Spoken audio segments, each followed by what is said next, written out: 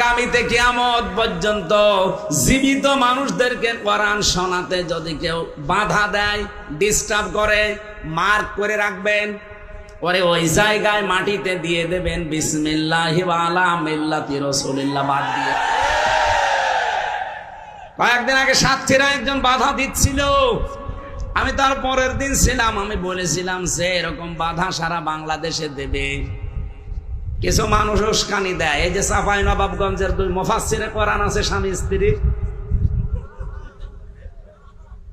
হারুন সাহেব আর হারুন সাহেবের বউ, এরা ফতোয়া দেয় যে কোন আলেম ওলামা, কোন ইমাম মুয়াজ্জিন এরা যেন কোন ব্যক্তির পক্ষে ভোট না চায়, এটা তাদের জন্য জায়েজ নেই। জায়েজ না জায়েজ আপনার কাছ থেকে ফতোয়া নেওয়া লাগবে।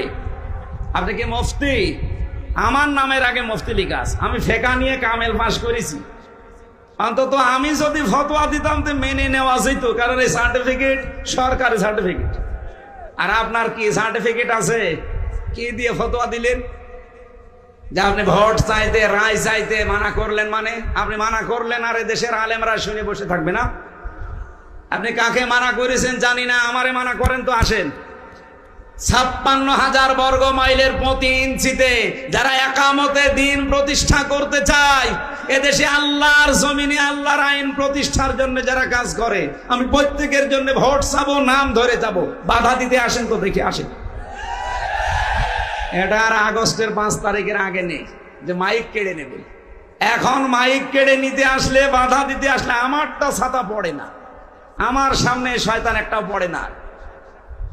আমার সামনে যদি সত্যি কোনো জায়গায় পড়ে, আমি বলেছি জায়গায় মাটি দিয়ে দেব বিসমিল্লাহি ওয়া আলা মিল্লাতি রাসূলিল্লাহ বাদ দি।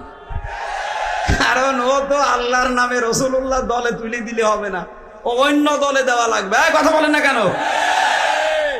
আমার সামনে যেন এরকম শয়তান না পড়ে, পড়লে কিন্তু টাইট হয়ে যাবে। আমার কপালে যা আছে হবে, কারণ 3 বছর তো জীবন থেকে নষ্ট করেই দিয়েছে। এজন্য আমারও ভয় কেটে গেছে, আর আমার সামনে পড়েও না। শয়তানরা পড়ে সব নরম হুজুরের সামনে।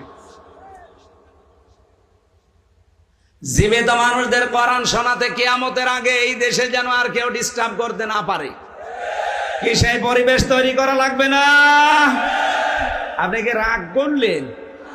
এটা যদি কারো কাছে রাজনীতি মনে হয়, হ্যাঁ এটাই রাজনীতি।